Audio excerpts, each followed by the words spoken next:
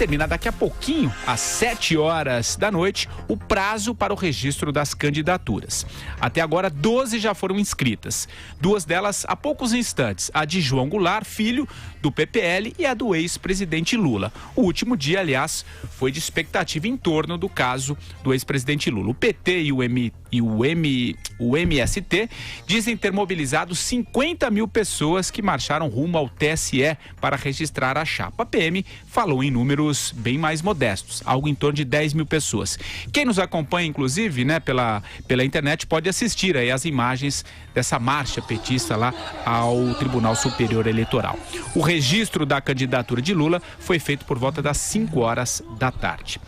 Vera Magalhães, começo com você. Tirando esse showzinho à parte, enfim, a candidatura do Lula deve durar poucos dias, né? Enfim, o que você está esperando? Vai lá. Patrick, em primeiro lugar, as imagens deixam claro, não houve essa manifestação enorme que o PT e o MST conclamaram nos últimos dias, nem com Vale Mortadela, nem com hospedagem, nem com toda a parafernália incluída ali pelas centrais, pelo MST, pelo PT, não se realizou a tal Marcha Brasília. Foi um número de sempre que o PT mobilizou aí nas últimas manifestações que fez, bem aquém das expectativas, bem aquém do carnaval que fizeram nas redes sociais. Então esse é o primeiro aspecto que eu ressalto. O segundo é o da chicana jurídica, que não tem hora e nem dia para acabar. Agora a novidade é essa história. O Lula foi registrado com certidões negativas de São Paulo e ele não tem condenação em São Paulo, então ele é ficha limpa. Gente, por favor, não sejamos ridículos.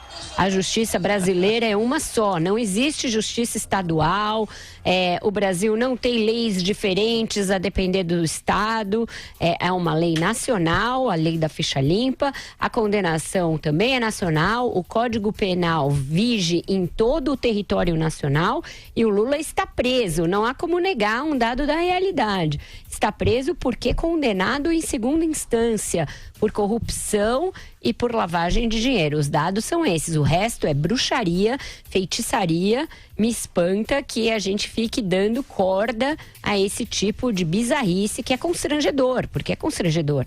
Porque é desrespeitar a inteligência alheia, a inteligência do leitor, a inteligência do ouvinte, a inteligência dos ministros do TSE, porque só um idiota pode achar que o ministro do TSE vai falar: puxa, que sacada boa essa da certidão do Lula de São Paulo, ele não é ficha limpa em São Paulo. Gente, é de um ridículo atroz que dá medo até de comentar. Então é isso, eles estão tentando ludibriar a justiça, driblar as regras, negar a quadratura do quadrado e dizer que ele é redondo. Então, com esse tipo de argumento, fica até difícil contra-argumentar. Mas aqui neste programa nós seguiremos praticando jornalismo e negando que a Terra seja plana e essas outras coisas malucas. Bom, são tantas manobras, Carlos Andreasa? Vai lá. Patrick Santos, em primeiro lugar, a marcha, não tem nenhuma importância em si, mas ela é um produto de campanha eleitoral. Então, estão lá cinegrafistas, fotógrafos, claro, com o quadro fechado, porque não tem muita expansão para a imagem, não tem tanta gente assim, mas é alimento da narrativa, digamos que seja o material iconográfico do que será essa campanha farsesca do Fernando Haddad a presidente da República. Farsesca porque ele será o representante, o cavalo, como eu chamo aqui, de um sujeito que está preso. É um novo desdobramento do lulopostismo, A Dilma Rousseff foi um luloposte, mas o seu criador era um cidadão em liberdade. Agora o seu criador, do Fernando Haddad como candidato a presidente, é um preso inelegível, virtualmente inelegível. Portanto, esse evento nada mais é, com 10 ou 10 milhões de pessoas, um marco que terá o mesmo uso para a estratégia do Lula. E mesmo essas chicanas todas que são ridículas, esmiuçadas pela Vera agora, tem muito pouca importância. Esse evento é um marco, está lá, apresentaram o pedido de registro de candidatura do Lula. a rave continua. Ali adiante, poucos dias à frente, virá a declaração oficial de que o sujeito é inelegível, Lula inelegível. Será outro marco, haverá outra chicana como essa. São os fatos políticos para a exploração eleitoral que a estratégia do Lula criou, né? E ali na frente, uma vez inelegível, ele se dirá... ele precisa desse marco, ele precisa da inelegibilidade declarada pela Justiça Eleitoral, por isso que ele não antecipa a indicação do Haddad, ele precisa desse marco. Havido esse marco, se diz vítima da elite, a elite que o fez um cidadão rico, aliás, o Lula, né? É bem da verdade, mas essa elite que ele criou na cabeça dele, que explora, o impede de ser candidato, ele é perseguido pela justiça, o sistema judicial o faz de vítima, ele não pode disputar a eleição, indica o Fernando Haddad e começa o trabalho de transferência de votos em que ele acredita que a rigor é sua única chance para colocar o Fernando Haddad no segundo turno. É isso que virá aí adiante, o resto é blá blá blá. Todo mundo ali é cavalo do Lula. O que você acha, Marcelo Madureira? Pois é, Patrick, é isso que nós estamos assistindo aqui, essa marcha patética em Brasília de cerca de 10 mil pessoas, né, do MST, que como eu já havia indagado aqui nos programas de ontem ou anteontem, né? Que maneira elas financiam não só a sua viagem, mas que maneira elas podem dispor de um dia da semana, né?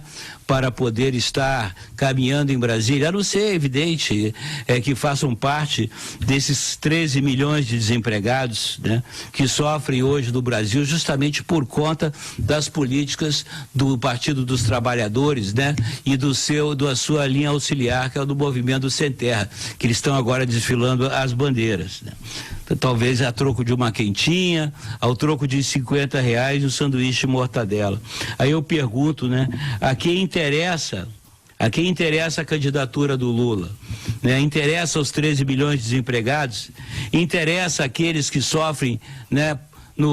Nas filas da saúde, aqueles que não têm acesso à educação pública, né?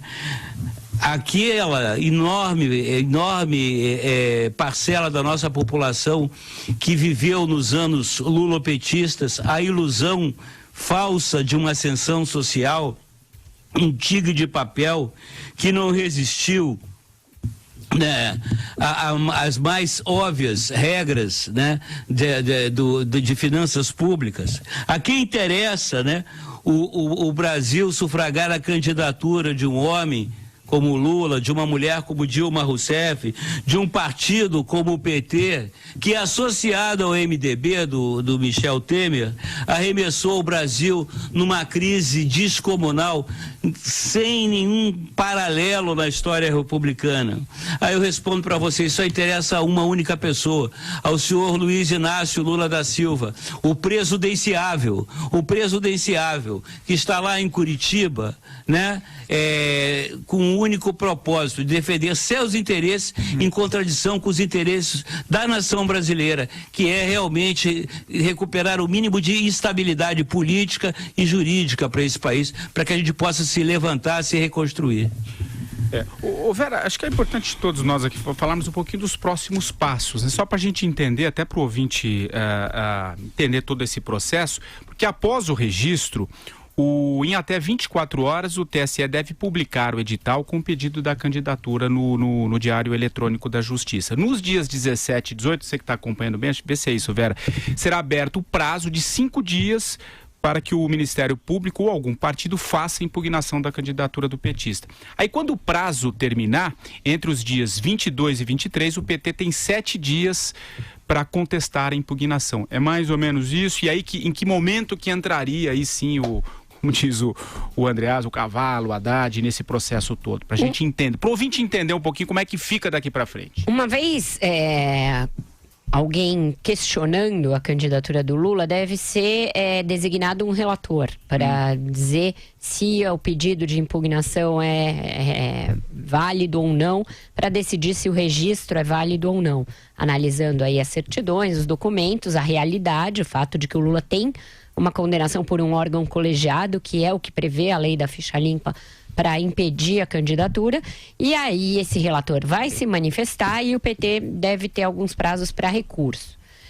Tem muita falatório na imprensa, mas que eu acho que tem pouca importância para essa conta final, Patrick. Por exemplo, se deu muito destaque ao fato de que a Rosa Weber ontem, na posse dela na presidência, depois da posse, disse que poderia, sim, de ofício, o TSE analisar. Não será preciso isso, porque obviamente alguém vai questionar a candidatura. Se não for a Raquel Dodge ou alguém do Ministério Público, será algum dos partidos políticos. Então, isso é uma discussão inócua, estéril. O Gilmar Mendes, numa demonstração de que vai continuar querendo ser alguém a pôr ali um bode na sala, no judiciário, se contrapôs a essa fala da Rosa Weber, dizendo que não pode de ofício, e dizendo uma outra coisa que pode causar um ruído mais à frente, que no entendimento dele, inelegibilidade é caso para plenário e não só para uma decisão de um relator. Então, o PT pode se apegar a esse tipo de coisa para ficar questionando o rito. O que eles pretendem ao fim e ao cabo? Pretendem que pelo menos o Lula tenha acesso a 3 ou 4 dias de propaganda eleitoral, para que haja esta passagem do bastão no ar, para que isso seja feito em rede nacional de rádio e televisão. Eu te dou aqui o meu povo, como ele fez com a Dilma, te dou em suas mãos o meu povo. Então haveria este vídeo do Lula designando o Haddad. Não sei como isso seria feito, não sei se isso foi gravado previamente à sua prisão, porque eu acho difícil, uma vez que ali ainda não estava batido o martelo de que era Fernando Haddad. Mas como tudo é muito midiático no PT e como eles estão programando isso passo a passo, pode ser que ele tenha feito várias versões, sabe como a novela, que você grava vários finais de quem matou? Pode ter feito várias versões. Ele ficou lá no sindicato muito tempo. Fez isso com certeza. Fez isso com certeza. Então, certamente, deve ter algum vídeo do Lula designando Fernando Haddad como o seu cavalo encilhado, como diz o Andreasa. Então, é importante fazer isso porque, aí eu volto num ponto que eu tenho batido aqui e que agora eu começo a ver pipocar. Hoje tem um bom artigo do Marcos Nobre a esse respeito, na Piauí, sobre o tempo que vai começando a premir as estratégias. Essa estratégia de transferência do PT, como se viu em 2010 e 2014, é premida pelo tempo, pelo fato de que o protagonista está preso e pelo fato de que o Fernando Haddad é, por assim dizer, um cavalo de corte inglês para ser apresentado lá no Nordeste e ter que trazer um eleitorado de lá. Então, eu não sei se as coisas dialogam. E também, aí depois a gente vai falar da pesquisa do Paraná, eu acho que é bom falar também da estratégia do PSDB, para a qual também eu acho que o relógio começa a tá perto de soar as 12 badaladas. Vai lá, Andreasa, o que você acha do que a Vera estava dizendo, desse rito de passagem, que forma que essa estratégia vai funcionar? E depois acho que eu vou trazer até os números da pesquisa, logo depois de você e o Madureira se manifestarem, para a gente encaixar dentro desse tema. Vai lá. Eu li esse artigo do Marcos Nobre, a que a Vera fez referência. O sujeito está ansioso, né? Tem muita gente ansiosa, porque está lá dentro, envolve a paixão, torcida, então turva um pouco a visão. E aí, às vezes, desde dentro, tão próximo do troço, não percebe a estratégia dos seus que está em curso. Eu fiz aqui um levantamento sobre os prazos normais do TSE para esse caso, né? Considerando também essa ideia de agir de ofício muito ruim. É claro que é uma possibilidade, temos visto isso, mas é ruim. A Justiça Eleitoral atua por provocação e, como a Vera disse, a provocação virá. Então, vamos lá. Uma vez notificado sobre a impugnação de sua candidatura, o candidato, no caso Lula, teria 7 dias para se manifestar. Se apresentar testemunhas, que não é comum, mas pode acontecer, e ele tem feito isso em vários processos, essas teriam de ser ouvidas em até 4 dias. Coletadas as provas pelo relator, a defesa garantiria mais 5 dias para alegações finais antes do julgamento. Considerando que a campanha na televisão começa em 31 de agosto, esse prazo fica muito justo se ele for cumprido completamente e cria as condições para esse cenário que a Vera descreveu, ou seja, para que o Lula faça a transferência a sua pregação por transferência de votos, passando o bastão para o cavalo Haddad na propaganda televisiva. E isso tudo se for respeitado o rito, conforme idealmente definido. Mas a pressão sobre a Justiça Eleitoral, sobre o TSE é muito grande. E nós temos visto a Justiça, a Eleitoral ainda não foi testada a esse respeito, a Justiça dá respostas mais rápidas do que a média para os processos relativos ao Lula. Então, a rigor, talvez seja exagero dizer que o Lula teria a sua candidatura negada ainda nessa semana, de modo o Haddad poder participar como candidato oficial no debate da Rede TV. Mas isso pode acontecer na semana que vem, quer dizer, faz todo sentido que estejamos atentos, porque o improviso em matéria de justiça é sinal de insegurança jurídica, é a regra. É o que esses senhores dos tribunais superiores nos têm mostrado nos últimos tempos. Vai lá, Madu. Aliás, o Andreasa falou do debate de sexta-feira, ainda não bateu o martelo ainda se haverá o púlpito vazio ou não. Vai ter o púlpito vazio. Em Isso todos sim. os Informação da Rede TV, vão botar lá o púlpito vazio, mas não vão transigir com nenhuma possibilidade de o Fernando Haddad participar sendo vice. O que você acha, Madu? Eu acho que estamos assistindo a um espetáculo de terrorismo eleitoral, né? Ontem, mal ou bem, nós passamos um bom tempo do programa debatendo as propostas do candidato Bolsonaro, né? Concordando ou não, criticando ou não, havia ali um conteúdo interessante para que a gente debatesse uma coisa construtiva. Hoje já estamos de volta, né? A marcha do PT e do MST em Brasília, né? As chicanas de sempre dos advogados do Lula, e já estamos aqui mais uma vez enredados, né, por essa questão de terrorismo eleitoral. Eu não consigo me expressar com outro termo que não seja terrorismo eleitoral.